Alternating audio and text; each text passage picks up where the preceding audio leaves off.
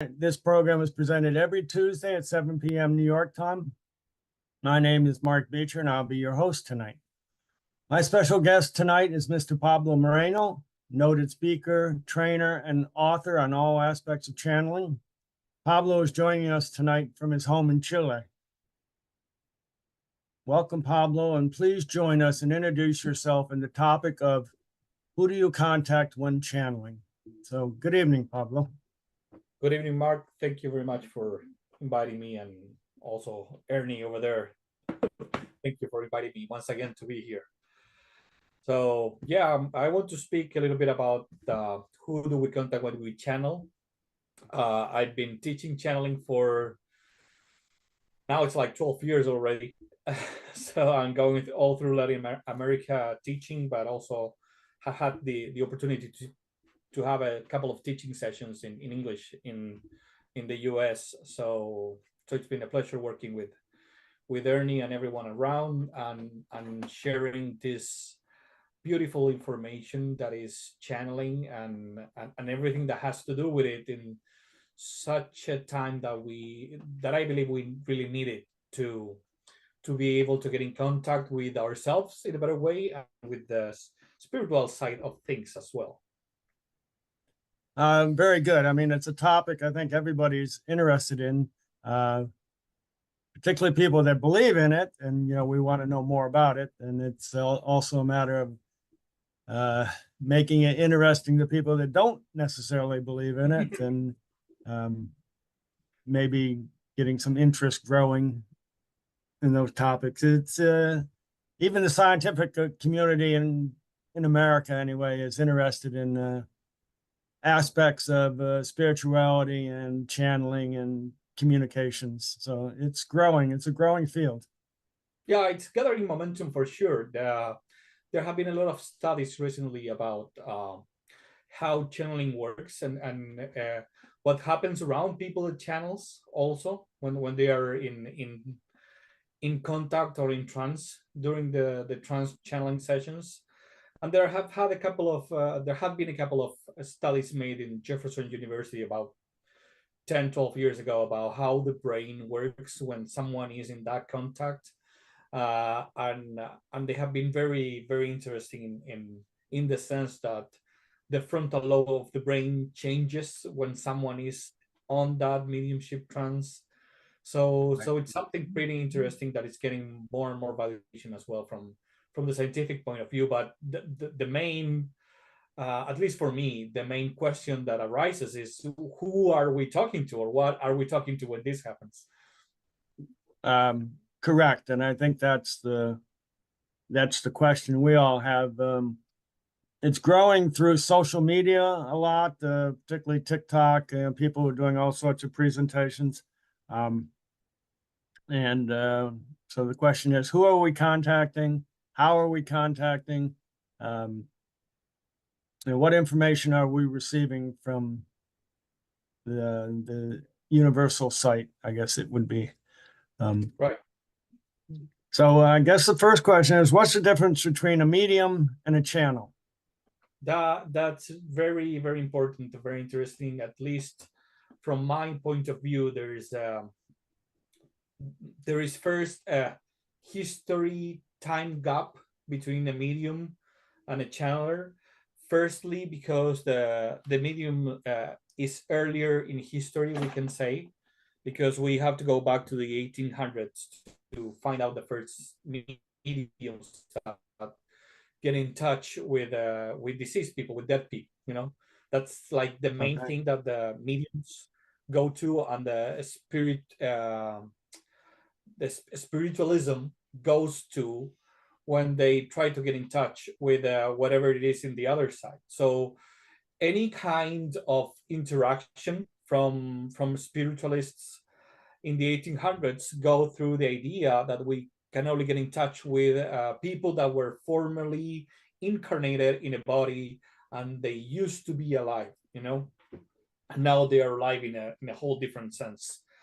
Meanwhile, the channeler is somehow closer to us on what the time is, because channeling comes as a form roughly in the 1960s, mostly with we can say with Jean Roberts, who channels the Seth material, and she's kind of the one that kicks off the idea of channeling and makes it more popular.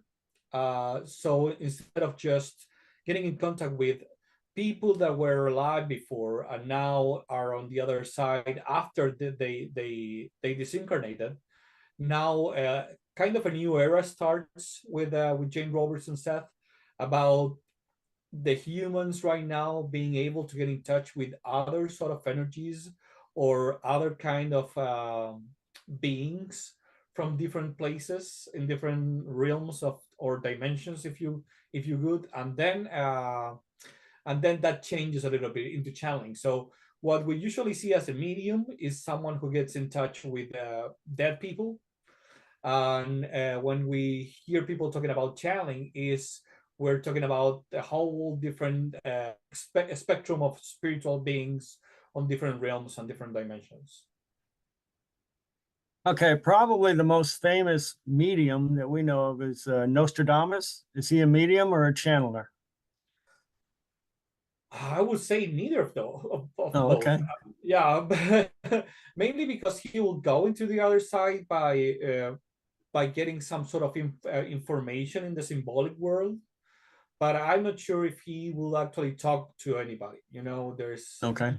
there's no incorporation. You know, even in channeling or mediumship, there is some sort of incorporation into your body from that other energy that comes alive a little bit with you and talks through you or gives some sort of information through you.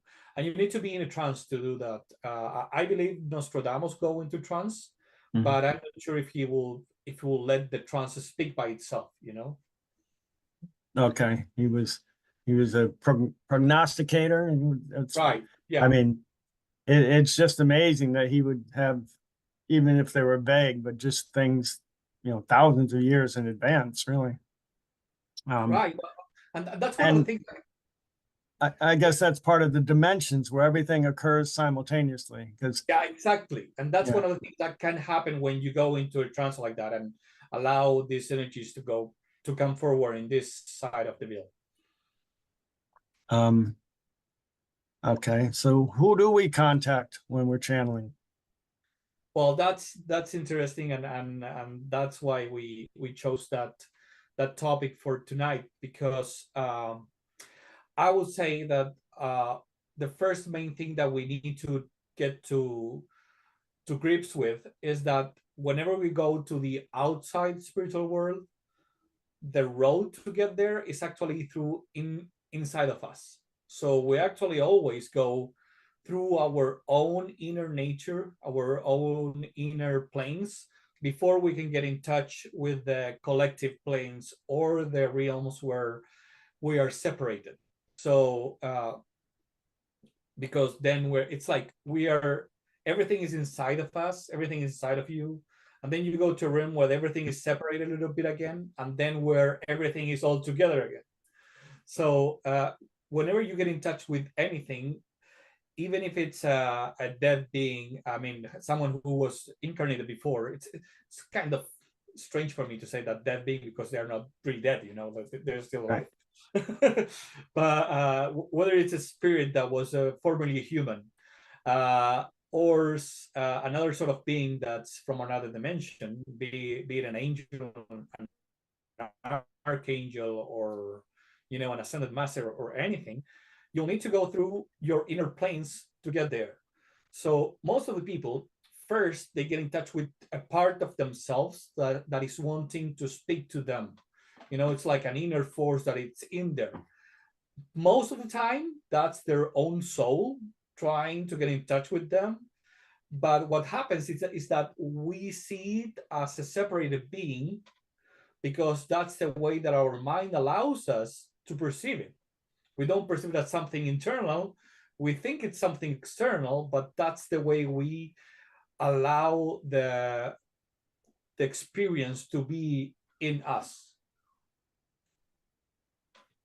Um, is the whole the whole universal past, is everything collective within us? Sort of like, we're just finding out all these incredible things about our DNA and about our abilities and everything. And if it's just collectively there and it just needs to be opened, basically. Somehow it's that. So the figure, the symbol, or the image that your mind actually chooses, it's an image that was there. I mean, it existed somehow. It's there in the collective because it's in the collective memory as well. So it chooses something that resonates with yourself, with the history of your own soul, and at the Mhm. same time with the things that you need to learn in this life when you see that. So it's a really synchronic way of seeing it. It's in the same way that a rainbow comes up, where you need sunshine to be in one place, rain to be in another place, and then you need to be in a perfect position to be able to look at both and see the rainbow. So this is sort of the same thing, the being that comes up to you. It's a mix of your past lives, your soul experience through time, your experience and your challenges on this life, and at the same time a being that existed somehow in some moment of time that is important to the history of the humankind. Um, do you channel different entities over time? I mean, do you have somebody maybe for a few months or a few years and then you move on to a different entity, or you have even multiple conversations? I don't know what takes place here. There are usually three kind of things that can happen in that regard. One is getting in touch with people that were formerly human beings, like we were saying before.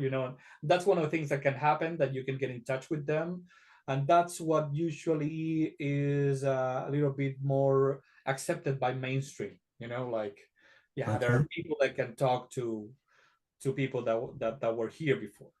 Then you have two different sort of experiences. That one is that you get in touch like with many different beings at the same time, and they change depending on where you are, who you're with, the mood you're in can change the being you're getting in touch with.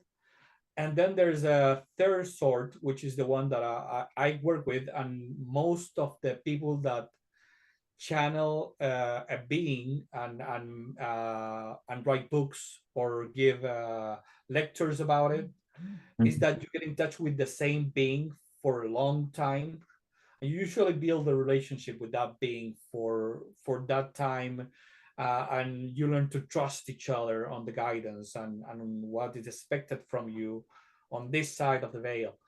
So what usually happens there is that you get a certain amount of time with that being. Sometimes it could be like a whole lifetime. Sometimes it could be a couple of years and then changes and switches to other one. But that depends a little bit on the challenges of each life of the channeler right here. Is that being essentially a truth sayer? I mean, they absolutely know the truth, or are they opinionated, or we're looking for universal intelligence to say that this is in fact the way things are. Right. Yeah, that's an excellent question. I believe, according to what I have seen and experienced, is that in the second case that I talked about before, the one where beings are just switching over from one to the other, usually, Yeah. what happens is that those beings sometimes, as they are not in a very deep dimension, close or too close to the universal truth, to say it somehow, they are more opinionated, so they kind of have different point of views from a challenge that you're living or a situation that you're going through. Meanwhile, when you're working with just one being, you usually start climbing up closer to the truth with them. So it's not that they never fail or never say anything that's not true, but they are usually have a little bit more of some sort of non-dual experience of talking about things. So they're usually less judgmental. They are not bound so much with emotions, for example. So they don't get angry or things like that. You know? Right.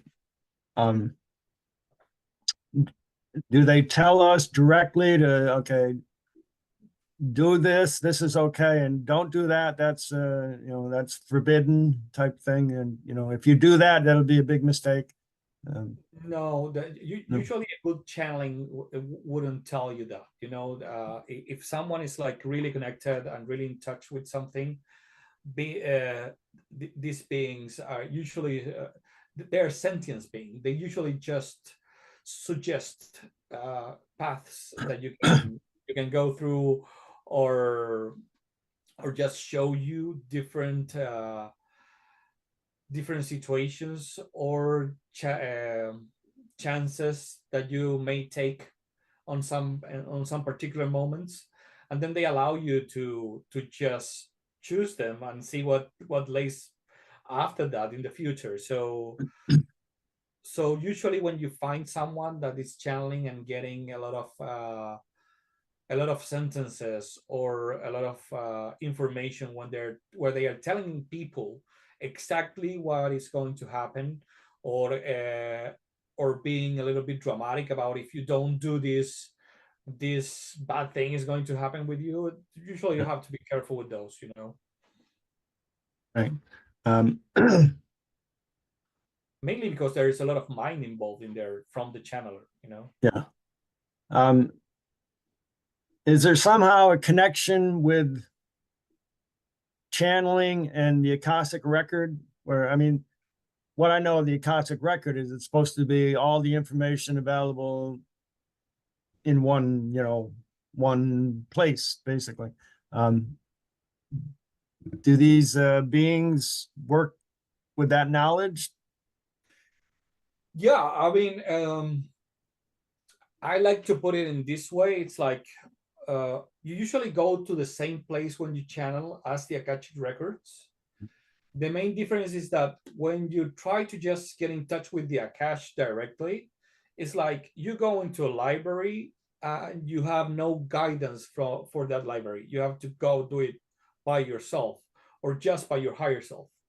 When you channel, you go with someone into the Right. library so that someone knows which book or which movie or which story is better for Right. you in that moment.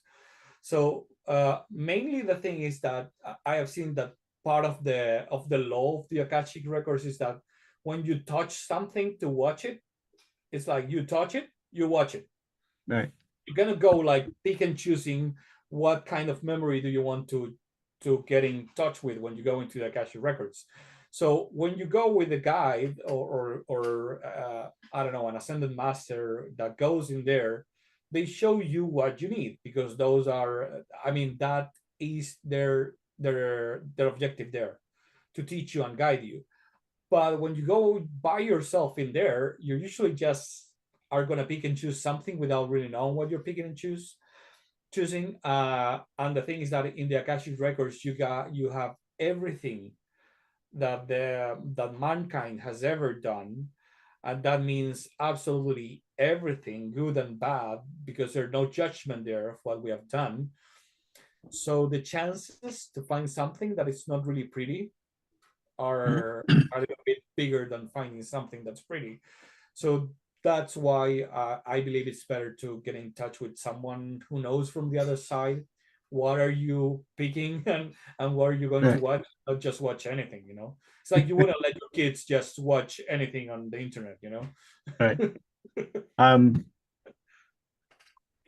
when we're trying to develop our channeling abilities, do we ask for a particular personality on the other side? Are we looking for an Aristotle or Confucius or somebody that we believe is very knowledgeable, or just everybody on the other side is very knowledgeable. No, not everybody is very knowledgeable, but when you're just starting to learn how to channel, it's better to just get in touch with your higher self, like to build up your ability and learn how to open and close the door by yourself in a sort of training way, you know, like really train yourself to open and close the door with as much confidence as you need to get there. So the way to do it is usually you just ask your higher self to bring you whatever you need at that moment. So the higher self acts as a switchboard to the rest of the universe, so they can guide you to get in touch with what's of benefit for you and someone who might be around you at that time. And then when you start going through a learning process and you know how to get in touch with your higher self in a confident way, and that you have some experience with that, you start searching for a more developed guide, you'll say, that will be there that can help you, and then is where you can find those interesting personalities that have been here, or maybe they have never been human but they have something to share with us. But at that moment, one of the things that I like, that I believe is really beautiful about the process, is that you need to accept whoever comes to you as it is, as a master, because you don't choose your teacher. The teacher chooses you. So when the teacher presents himself or herself to you, then you can say, I accept you as my teacher or not. But then if your answer is no, then you probably have to wait a little bit until someone else is available on the other side to get in touch with you, because they are working at the same time we are working.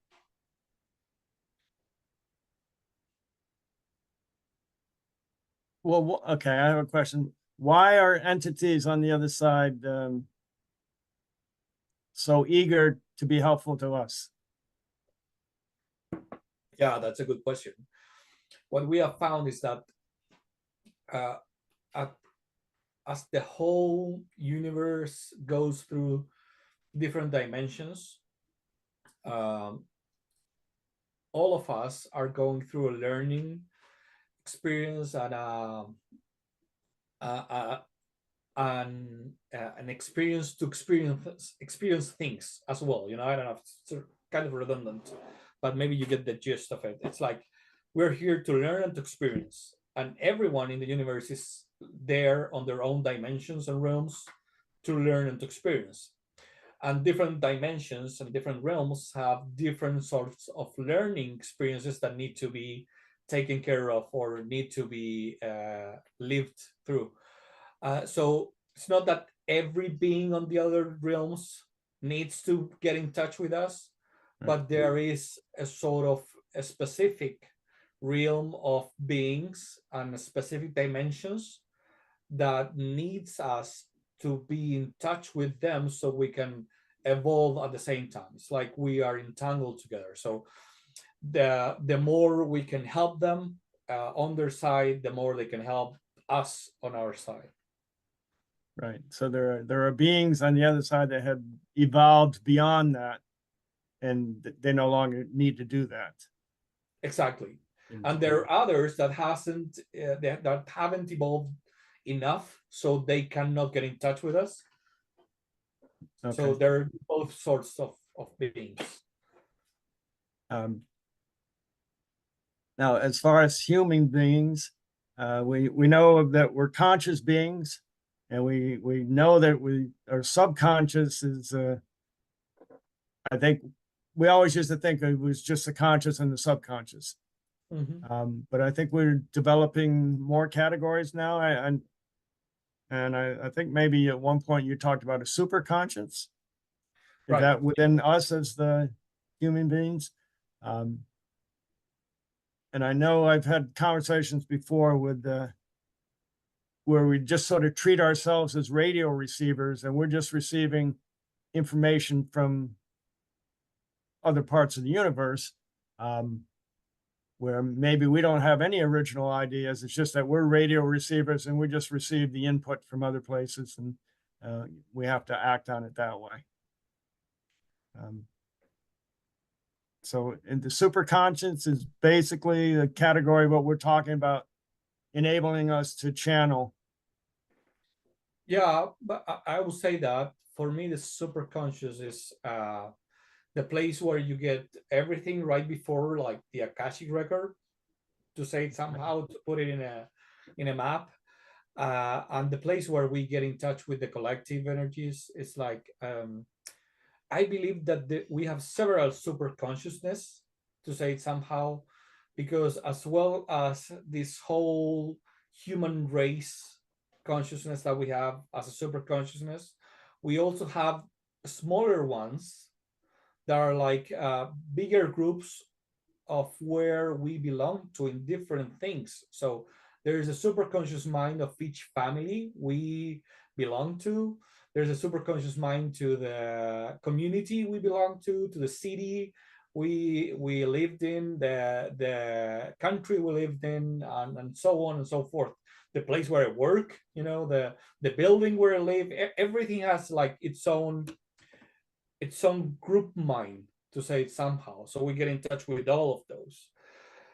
And one of the things that we can do as we get there into the higher one is that we actually can open ourselves to wider experiences, like you said, that can come from different places in the universe, and that can allow us to actually get in touch with a whole different experience of creativity, getting in there where our minds are not so judgy about anything, so you can get really creative and see the world and life from a very, very different perspective. Yeah, because I often think that very creative people, as you just said, their ideas may just be filtering into them from different parts of the universe or different dimensions, or it's like all of a sudden somebody is connected to that dimension and they become very creative in art or music or these types of things. Right, and there's probably whole different. I mean, there are two things that you need to be really creative. Is one, you really need to have as little judgment for anything as you can, because Right. we cannot be completely out of judgment, but we get as close as we can there, and then be in touch with that dimension or realm where music is, or where painting is, or where whatever is. I mean, there's probably a dimension where we get in touch with the whole scientific progress in a very creative way as well. But the thing is that when it comes here, and you get those like really cool, new, groundbreaking scientific ideas, then the human mind comes and the collective idea of how science needs to be done, and then squishes everything together, and we come out with something really limited instead of something really groundbreaking. Right. I know in some of our discussions, we found that some of these groundbreaking discoveries actually have occurred simultaneously around the world. So it was some universal source that they were picking up on to act on the idea. So, or even art sometimes. It's not just science, because yeah. Science has a way to progress where it gets you to a point where something can sprout from anyone.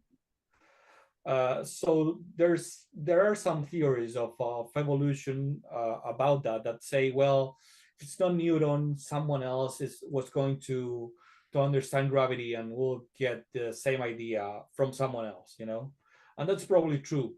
But the thing is that you also have artistic movements coming out from different parts of the world almost at the same time, and from people that didn't know each other. Right. And you can see that on modern art or modern music, but at the same time, you can see it very, very roughly on thousands of years back, where the original people will draw something very similar to what someone on the other side of the planet, where there was no connection whatsoever from them, and they drew something really similar. So it's all in there, in the ideas around in that superconscious. And that leads me to the thing about traversing all this information, the universality, the other beings that are not human, whatever.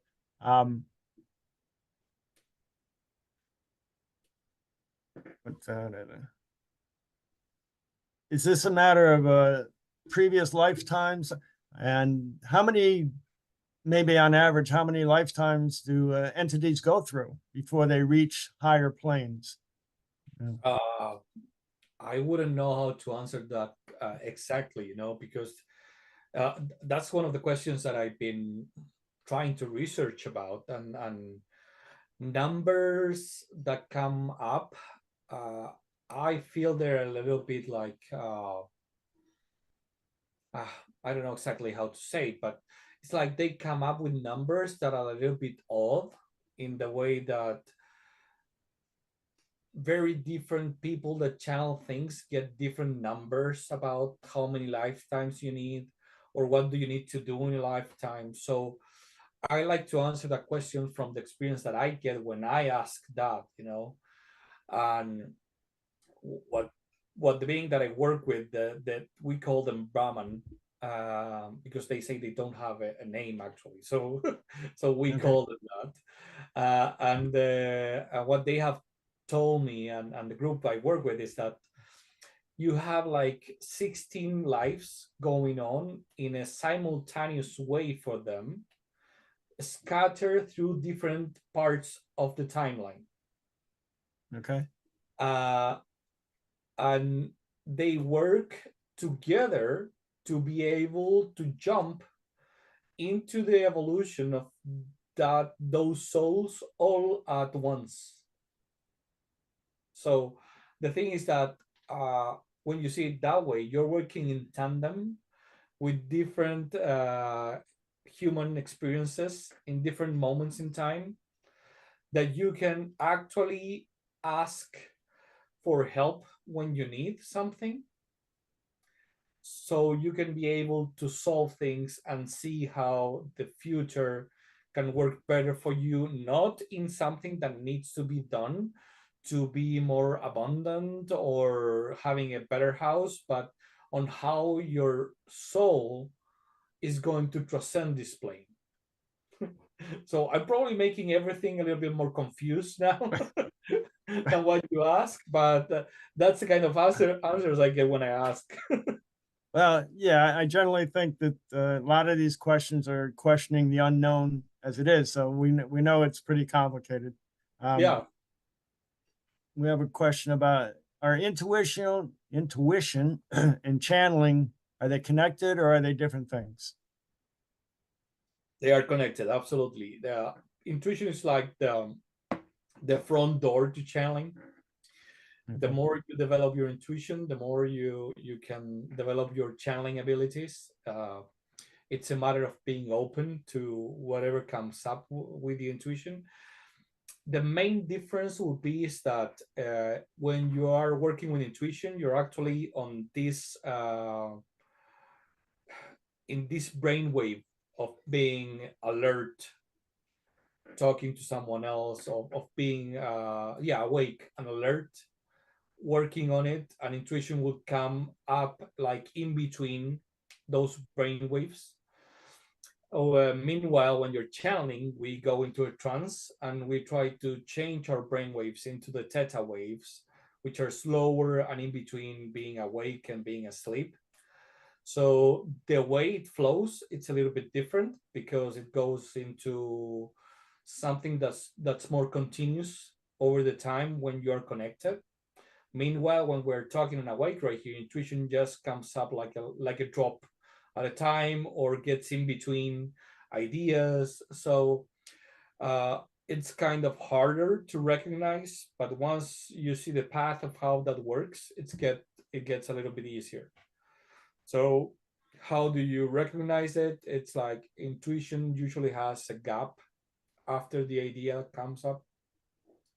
What the idea comes from the mind, or your own mental rambling, or your own memory. The mind usually starts to connect things pretty quickly, and you start thinking about something, and then you start going through different ideas connected to that something, and then somehow you find yourself thinking about something completely different from when you started, you know. And it was all connected pretty quickly. So, for example, I'll look at the Tuesday encounters in New York behind you, and I'll see the Statue of Liberty. So, I will say, "Oh, Statue of Liberty. What else is in New York? Oh, it's the Empire State is there too. Oh, Right. and there's the Chrysler Building too over there. And oh, I remember that when I went through the Chrysler Building, I saw something in front of the Chrysler Building, which was, I don't know, a place where you can eat a hamburger.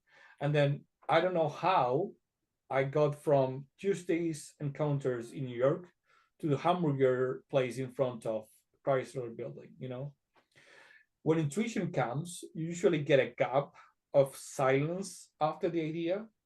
So it's like you get the hunch to say it somehow of, I need to call someone, or I need to call my friend who's over there. I need to call Ernie. You know, you start feeling that, and then you get a gap. So what we usually do is try to uh, logically try to fill in that gap on how or why should I call Ernie at that moment? Why should I call my friend? So it's like I should call him because whatever. So when you learn to actually allow that gap to be there, and try not to fill it with anything at all, and you can sense that emptiness in a while, you can be sure that's your intuition telling you something. The more you practice that, the easier it gets, and the intuition usually starts taking a little bit more of a space between your thoughts when it comes. But that's an ability that needs to be worked on. You need to practice it, and you need to keep practicing, because it's like something that you can really master. But then if you're going through a rough patch and your mind gets too critical about things, it can just take all the space back again, and you'll need to relearn intuition. Now I know, and I want to see what category this might fall in. I know a large number of people who their parents have passed over, and but they're still in constant communication with the ideas of their parents. The parents are still talking to them, Mhm. and it's it's live for them. It's no doubt in their mind that they're having a constant communication with their parents. And what category does that fall into? Well, for me, that can be happening. I mean, you can have two kind of things happening over there. One is that you can be getting in touch with your own memories about things, and not having any sort of new information, but just getting a very vivid memory of who they were and how do they guide me, especially if you had a good relationship with them. And that can be one of the things that happens. So this is why you need to start like hoping that you get some sort of proof from them on the other side. Because the other thing that can happen is that you can actually get in touch with them on the other side, and then come up with information and guidance. Usually when this happens, there is some sort of new information coming up. I remember very early on my days of teaching channeling, some a guy came to me in Peru that he had a, I don't remember which sort of business it was, so I will be lying if I said it right now. But it was a he was a businessman. It was a family company, and they were having trouble finding a way to open the safe box that their father had on their office. because he passed away, and then he didn't leave any sort of combination. So the guy actually channeled his father, and he gave him the combination to open safe box, and they were able to open it. So that sort of thing, like, shows you that there's new information coming up from them that you can know, or that someone that doesn't know knows. As it happened with me, for example, in Bolivia. I'm going to make the story short, but maybe another day I can tell the whole long version. But a couple of ladies came to my class in Bolivia, and what I didn't know was that they were half sisters, and their father had passed away, and they had been estranged from getting in touch with each other because of inheritance problem with their own mothers. But as soon as I saw them, I knew, and they told me. I mean, their father came up on that channeling moment and told me they were sisters, and I needed to do something to help them get together again. So I remember telling that to a friend over there that was the organizer of the of the teaching in Bolivia, and she will tell me like, "You're lying. That's not true. I know them both. They're not related." But I kept telling her, like, they are telling me that. I mean, their father is telling me that they are related, they are sisters, and they need to get in touch with each other. And so it happened to be true. Later during the class, they came up, and one of them came up and told me that her sister was there, and that she didn't want to be there with her. So that's when I told her, it's like, I know your father is here, and he's telling me that you need to get in touch with her again. That's why he brought you both to this place right now. So that's what I mean with sort of new information, or that someone that doesn't know about it can get in touch with. So you know that there is some sort of truth to that claim.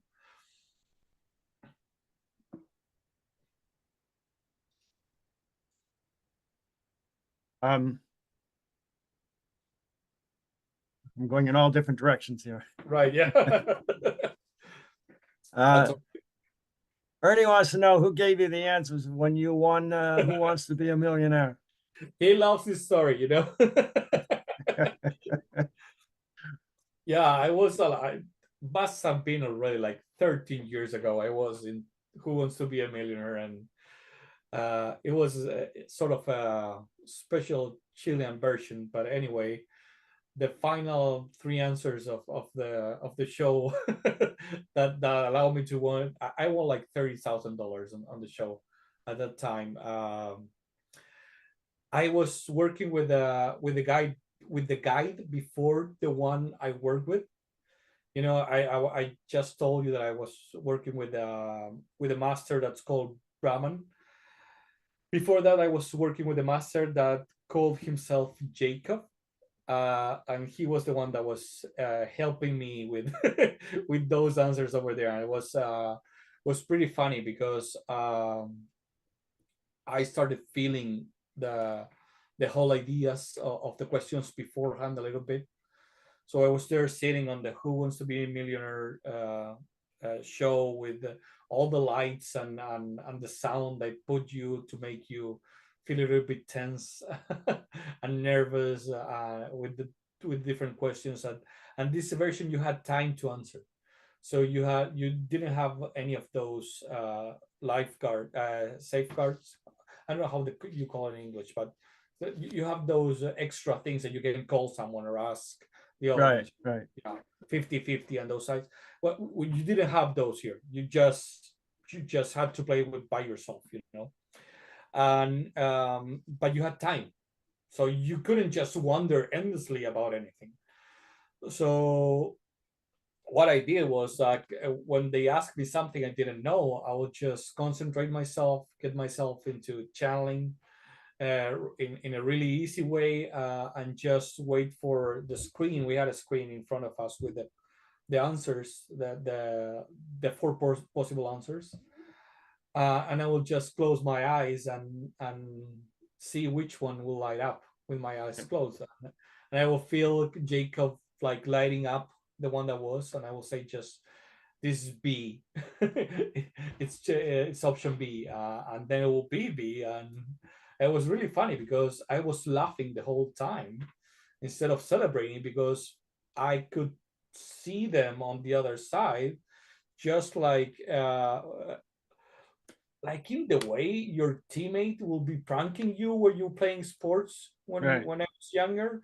It was Right. the same sort of feeling that my whole team were pranking me about this, and it was really like a really funny sensation, and a way to show how much this can be real, you know. And I really went into that moment thinking it's like I'll make a fool of myself for eternity here, or either proof that this is real and it happens. So I just gave myself completely to those possibilities, and it came out that it was something wonderful. I remember that after the show went on air, I got people searching for me on the internet, like a lot, and Yeah. I got close to 2,000 emails the Uh, next morning about what I have done in that moment. Most of my of my first database of emails I sent things to in Chile was built with that yeah. with those people that wrote to me that night. Um, so we'll get back to the topic. So can everyone be a channel? Can everyone be a channel? Yes, yes, anyone can do it. Of course, there are people that are gonna be more that's gonna be easier for them than others, you know, Right.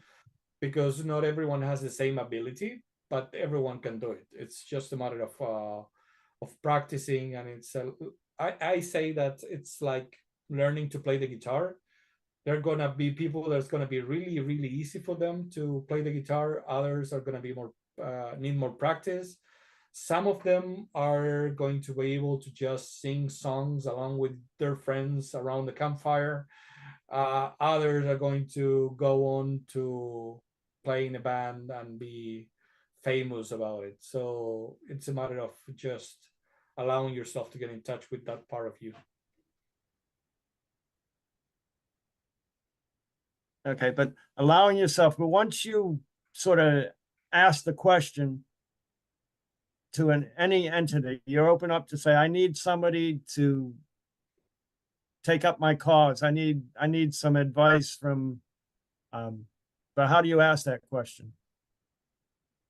Uh, there are a couple of ways you can do it. The easier one that we usually do when we're starting to practice is that you ask the question in the eye of the mind.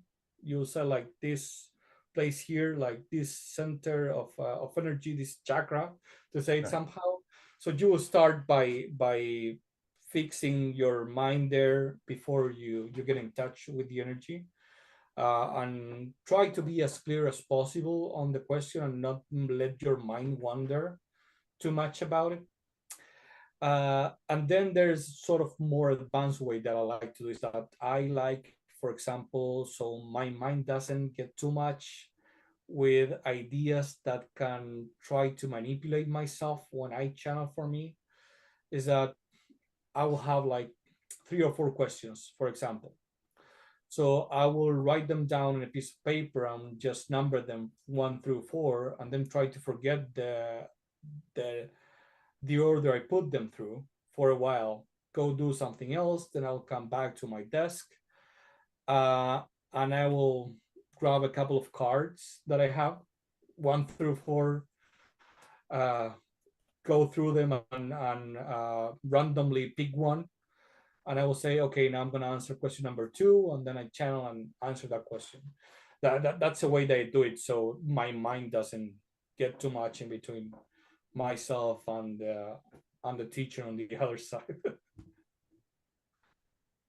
Yeah, I know, I hear these anecdotes a lot about people, particularly often in technical questions, mathematics or whatever, and they'll just formulate the question. And as you said, then put it aside and go literally, as they say, sleep on it. And Right. they'll very more often than not, they'll come up with a better answer than rather than worrying about it over and over again. Well, yeah. To relax your mind and just, ask the question, relax your mind. Now, is that part of channeling when they come up with an answer? I mean, they're getting an answer from some universal source?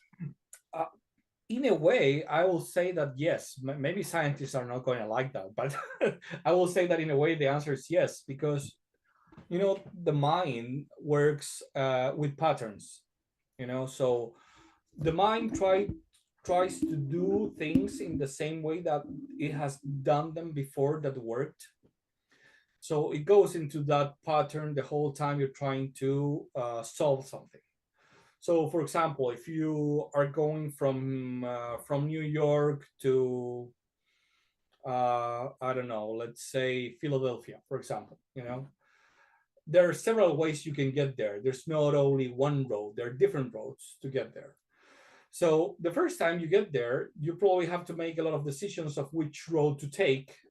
But then the second time, if that worked, we usually don't try to be so creative about it and we just follow the same road that we did the first time. And if it worked again, we're going to do it again in the same way. And that's because the mind, instead of having to choose many times during the road trip, prefers to just make the decision of let's do the same again, yes or no. Right. Yes, and that's just one decision. So the mind is really economical on trying to have as few decisions as possible. So when we try to get creative, we need to override that mechanism. And if you're thinking too much, that mechanism is just on the whole time. So you need to get out of there, relax a little bit so the mechanism can go off for a while before you get the answer. When you do that, you get into and tap into different ideas from different places because the mind is not as fixed. So you can do that on your own just by sleeping. You're switching brainwave patterns. You're switching states of consciousness to get there. But you can do that by meditating, or you can do that by, even better, channeling, because you're more prone to stay on the brainwave pattern that's needed to get in touch with that place and have the mind mechanism off. So it works better. So many people do that in a way that's innate to them when you get to some level of proficiency with something, because you just get so relaxed at doing whatever you need to do or whatever you know how to do. For example, sportsmen do it really easily when it's so easy for them to throw a free throw, for example. So they just go into a very creative sort of state that the psychologists call the flow right now. So you go into that flow, which is actually getting into that theta wave while you're awake, and you can have all that creativity flowing through you, and you have like a hyper perception of everything around you. So not only you can get more creative, but you're faster and you are able to have and make better decisions on the fly as well. Good. Now we'll go to the negative side. Are there any dangers to us in channeling?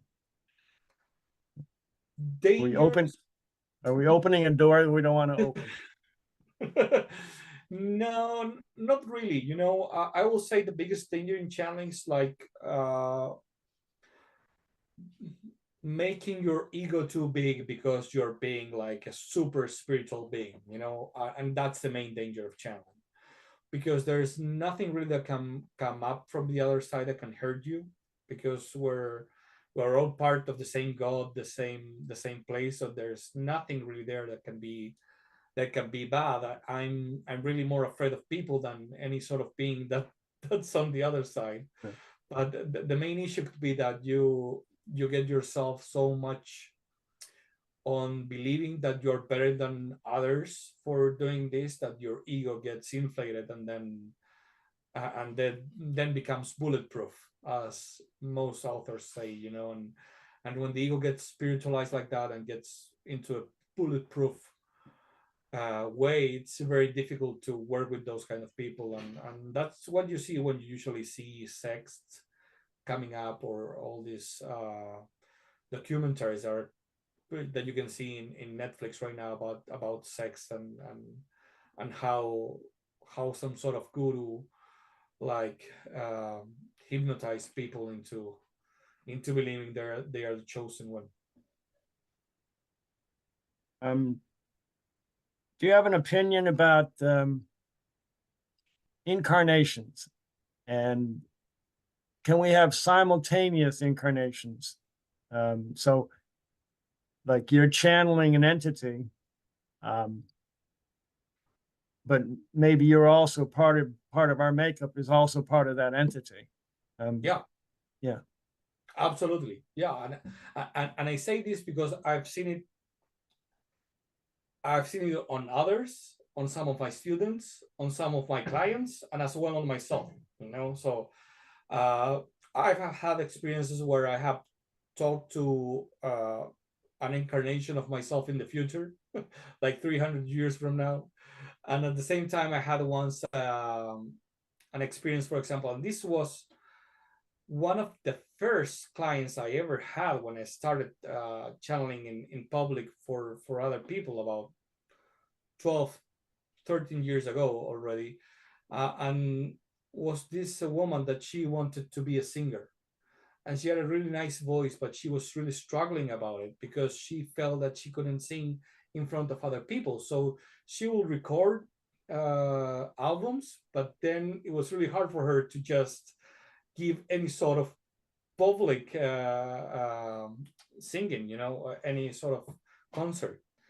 Uh, and I went into channeling with her, and another part of her soul came up from a different life, talking her about how much she had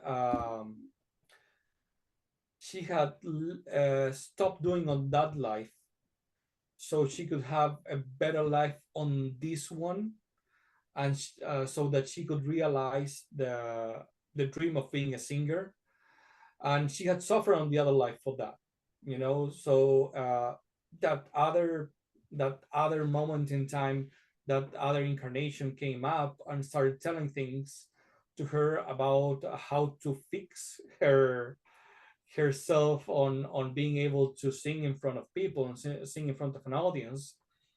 And after the channeling session, we talked, and she told me she had done what the other incarnation had told her about, and that she recognized that from a dream she had, and that afterwards she started being able to sing in front of an audience so much that she started touring and started being a little bit famous around in Chile about her work after that. So I believe that happens. You can get in touch with another incarnation of yourself and be able to ask for help, and you can get it. okay. Now you said you've been doing this maybe 12 years or so, but that's just sort of training and other people and that type of thing. But when did you originally start knowing that you have an ability, or knowing that you were actually contacting the spiritual world, I guess? Yeah, I was 21 years old when I have this first channeling experience. It was very abrupt. I remember I was in college. I was on the library studying for for a test, studying for an exam, and I just started getting weird ideas, and feeling that I need to write them down quickly. So as I was there on the library, just reading a book, I took out my pen and paper and started writing about it. And I remember I wrote like 5 whole pages of information that I just didn't know how or why they were there. So at that moment, I had been going to a meditation group every Wednesday night for a while already. So I remember taking those notes to the meditation guide. His name was Sergio, and I told him, like, what's going on? I just started like feeling needed to write this, and now I feel like I have to show it to you. So do you know what in the world is going on with me? He said, like, he like started reading, and he said, like, oh, you're channeling. Like, what's that? I had no idea what was going on. I was in 2001, like I believe it was November 2001, something like that. And it was really the start of everything. And then I started like be, become interested in channeling, and at first it was hard for me to just be able to control this. It will come up just at any moment in time, in any place. So I had to start like blocking it, and I blocked it for about 7 years before I found my teacher in she lives in Oregon, and she actually taught me how to control it and how to be able to just let it through whenever I wanted and no one they wanted on the other side. Anyone else in your family or anyone that you're associated with, friends or thing that have developed these types of skills or this interest? Well, in my family, my grandfather was the one that introduced me to metaphysics when I was 15, and he started teaching me about metaphysics, numerology, and all sort of those things that he believed in.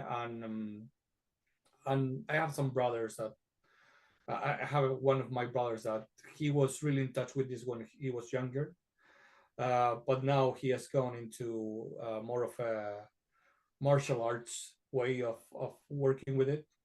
And and right now, friends, everyone around me right now is somehow involved in this. Yeah.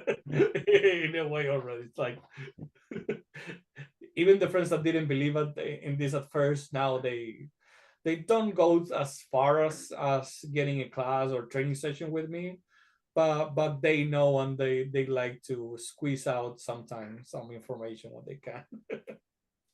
Um, right. Well, that brings the question. I know you tour sometimes to give lectures, but every day, what's your everyday life in this? Are you working with clients? Are you just teaching, writing? What do you Yeah, what do you well, do? yeah, I would like to say that it's pretty normal, but I don't know. It seems normal when you're living it. What I'm mostly doing right now is it's teaching. I'm doing a lot of teachings one-on-one this year. It's something that has really come up like in an unexpected way, with a lot of people wanting to learn this, but in a more private setting. That before I used to do it more in a group setting, but this year has been really special about it because that one-on-one setting has allowed me to have a better understanding of what the person is really needing, what they are learning this, so I can work. I can work, I will say, deeper in a way that allows them to not only get in touch with themselves just for the sake of doing it, but there has been a lot of people coming to try to find a way to heal themselves through channeling, and that's interesting because it's something that's new. So I'm kind of researching that as well. Right. And whenever I, speak to somebody on some of these subjects, I'm always just sort of surprised that, well, mostly in the modern societies, that they don't incorporate meditation. They don't incorporate these subjects in general education. Right. And it's just very surprising to me all the time. But I have seen that the place where they are most using it right now is sports, like they're using it a lot with athletes, meditation, visualization, imagery, and all sort of like NPL. I think it's the NL, no, it's NLP in English, actually. okay, NLP and all sort of different ways to help the mind be still and perform better. They are really using it in sports right now, and in settings with doctors and MDs and nurses that work on ERs, and sort of, and those kind of ways. I mean, on those kind of settings, they are really using it a lot more than that you will think of.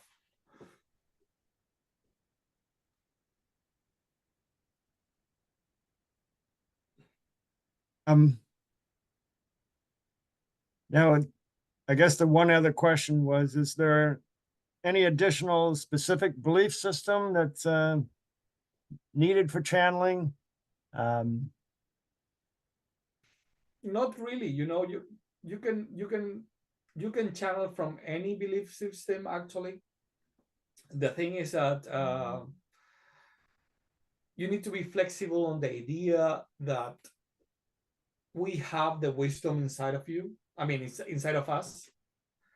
Everyone has the wisdom inside of us, inside of each one of us, and when you can get in touch with that idea, it doesn't matter which belief system you work with, you're going to actually be able to channel that and allow that to come forward. So even if you are a Christian, or even if you are a scientist who doesn't believe in anything else, but believe that in his own or in her own self, that he or she can get the answers from within because they have such a proficiency on what they've done, they will get in touch with that same thing in that flow state and be able to channel the answer, even though they're not going to call it channeling. They'll just say that they got inspired by a dream or a vision or something like that. But it's actually the same process that are getting in touch with.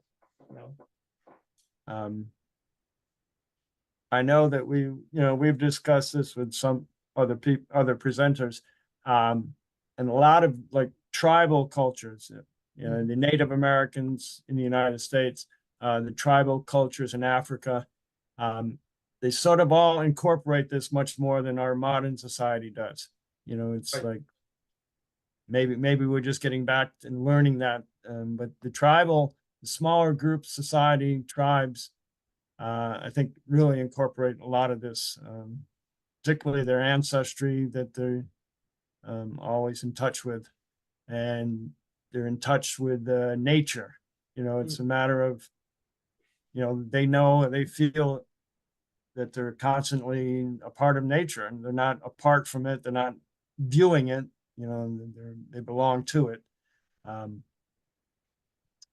And I guess if we can come up with sort of that mentality when we start our approach to say, I'd like to do some channeling, first of all, you got to accept the idea, and then, develop the meditation or some peaceful way of accommodating that.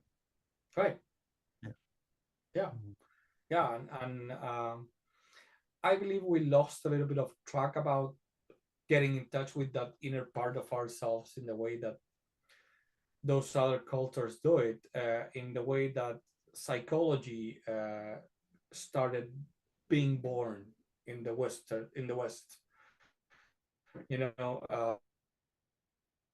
Mainly because psychologists and Freud and the whole like first wave of psychologists from the 1900s, they really wanted to be recognized by the medical side of things, like trying to get psychology to be a science.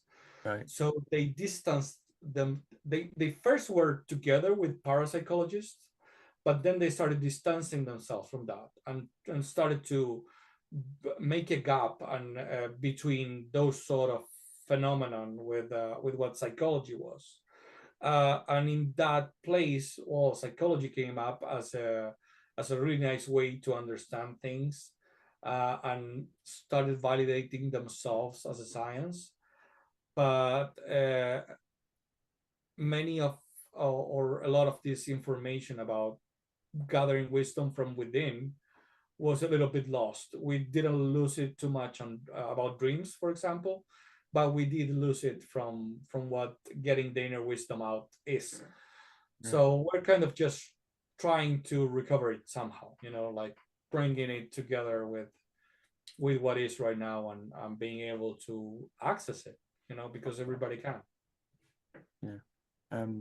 There are just small groups that are promoting it, small groups of a little bit here, a little bit there. They're, promoting it. And it's hard, but I guess the modern lifestyle, it's sort of hard to put everything aside and,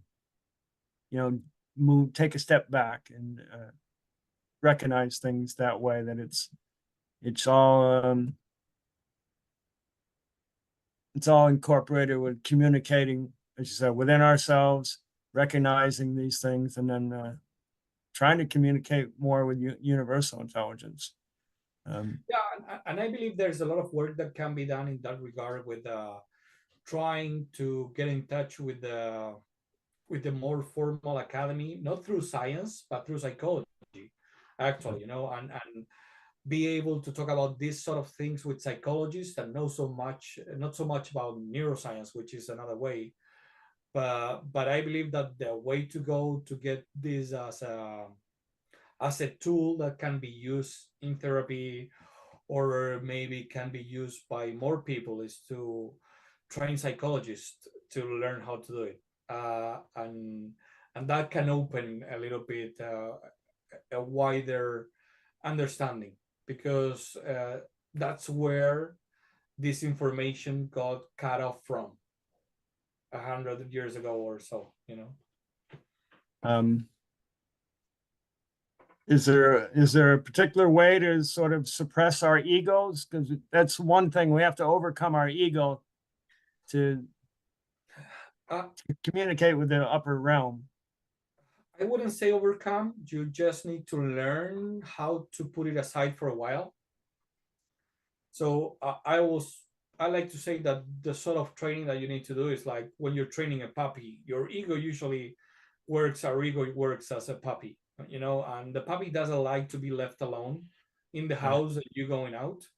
So if you're doing it the first time, the puppy usually just scrambles all over your place and maybe tears up a couch or something.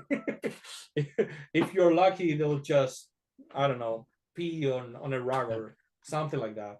But then the more they know you're coming back, and when they get used to you coming back, then you can be sure the ego is going to behave. So as long as you take the puppy out to pee, and give him his food. So the ego behaves in the same way. You need to give them the ego that space that it needs, and the space that the ego needs is to be in touch and be in charge of your body. So you need to train it to be in touch and be in charge of your body functions. And when you can do that, the ego actually behaves pretty well whenever you're channeling, and doesn't mess too much with you. Okay. So what other ideas would you like to give us to prepare us for channeling and to really encourage us to channel? Well, the best way to put it, I would say, is just be curious. You need to be really curious about how deep you can go within yourself and how much wisdom you really have inside yourself. And I believe that's something that the more you go through life and get bored from the way we live in right now, the more you can get in touch with that. So I will say be able to get bored with a normal life is a good thing to get ready to channel, so you can go explore that inner part of ourselves. And the rest is just wanting to do it, like really helping yourself to get there, and get in touch with what you need, and want to get guidance from a deeper part of yourself, the wisdom. That's the most important part. The other part, it's just I will say it's just a technique, just pieces of 1, 2, 3 that you need to get in touch with, and then you can go on and on about it. But if someone wants to learn how to do it in a better way and have some guidance, they can call me and have a session, or a training, so they can learn how to do it. That's true. And in a minute, we'll let you give your information. I had one question, and I bring it up again. Sort of channeling. Can you channel essentially another person that's alive? Ooh, that's a good question. My answer is no, because that will be called something else. That will be telepathy. Right. That wouldn't be Okay. channeling, to say it somehow. But But it is just communication between two entities that right, I know, like when they talk about identical twins that are separated by miles and miles, but they can communicate with each other. They know what's right. going on. Yeah, well, the main things anyway, it's really similar to what you do when you try to be a good channeler. You just need to really learn to know what you have inside you, and I mean consciously and unconsciously. So it's like you need to know what sort of stories you tell in your head every day that they keep repeating themselves. And we know about some of them consciously, but there are also some stories in there that we don't know that are being repeated over there, all the time. So the more you can know about those, the better it's going to be for you to channel, because anything that comes up, it's not yours, but it's coming from another source and not just your own unconscious. So whenever you want to work with telepathy, you actually need to do a very similar thing, but instead of just doing it with yourself, you need to do it with someone else at the same time. Right.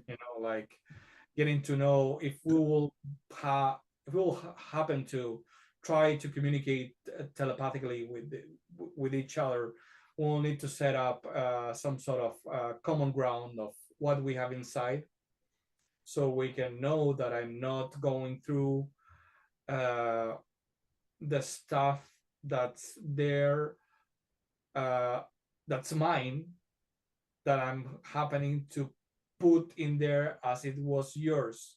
I don't know if that makes sense to you. Yeah. Yeah. Yeah. So, okay. So how Okay. would we get in touch with you if we wanted your services? Yeah, well, the easier way will be with through my WhatsApp, I guess, right now. Okay. So I don't know, you can reach him on my WhatsApp phone right now. It's +569 7768 7723. I hope I said that okay in English. It's like +569 7768 7723. Yeah, that will be the number. All right. So that will be the easier way to get in touch with me if you speak English, because you can go into my Instagram, but it's all in Spanish, so maybe you'll Okay. get a little bit overwhelmed with that. Okay. Very good. What else can we discuss? What memory would you like to leave us with? Memory. Oh, that's an interesting question. Well, uh, I would say you really need to be to be open when you channel, as open as you want to be, because you don't know what's coming from the other side, and try not to judge anything that comes from the other side. I remember once somebody asked a question in a group channeling about what to do with everything that happens in the Muslim world with women, you know. And I felt myself struggling with the question while I was channeling, because my mind started trying to take over to say that that's something that's really bad, because that was my belief at the time, and to say, you can't do that to women, and you really need to set them free, because that's my belief. But then the teacher on the other side started answering like, why do you care about women there? Why don't you care about women in your family first? Why don't you try to do something about that? Yeah. Why don't you care about the way your husband is treating your daughter? And why don't you care about the way that your nephew is being no niece is being treated, Right. by his father, by her father? And it was like it was really tug of war inside of me a little bit, and I remember with the struggle I started like crying while channeling. But it was really interested to understand that for the teachers on the other side and the spirit on the other side, you need to really be able to focus on the moment and on the place where you are, and not so much about others, but more about yourself. So Yeah. And the channeling, for you, is it an actual dialogue you're receiving, or is it some ideas that form a picture in your mind, or? for me, it just comes like a whole set of ideas at the same time, like a package of ideas that I can really let out and translate out of myself pretty quickly. But most people in my experience watch pictures, and they have images inside of them. That's like the highest percentage of people that I train. They come with that sort of connection. But usually, as you go through the learning experience and the practice, you start like having everything all at once, like ideas, pictures, body sensations, everything lights up when you get there. So for me, I start with the packages, and then like everything lights up, and I see pictures, I feel things, and all of that is happening at once. And then you have to smile and say, that was a good session, right? No, I usually don't remember a lot of what's going on in the session. It's like I feel like I had a great nap. Okay. And I kind of sort of dreamt something. That's the feeling. So I usually ask them like, what did they tell you? Because I don't remember everything. And then when they start telling me, like, oh no, I don't know, I saw a train or something. They told me about a train. Then I remember seeing the train, and everything starts to come up back again in the way you remember a dream that you didn't fully remember before. Right. Do you get other signs to say, okay, as you said, you got a lot of things going through, but then there'll be something in your day-to-day life when you just see an image and you go, okay, that reminds me of Yeah. my last session, Yeah, absolutely. Yeah, the whole time. they send you Yeah. messages, right? Yeah, the whole time that happens, it's like, oh, I remember what I channeled for this lady. Like, and sometimes it has happened to me like with years in between. It's like I see something in a movie or something like that. It's like, wait, and it usually happens when I'm watching, Netflix with my wife. It's like, wait a minute, pause it. I remember I did a session with someone, something like that came up, and it was years ago. That's good. It's all good stuff. Yeah, very interesting. So,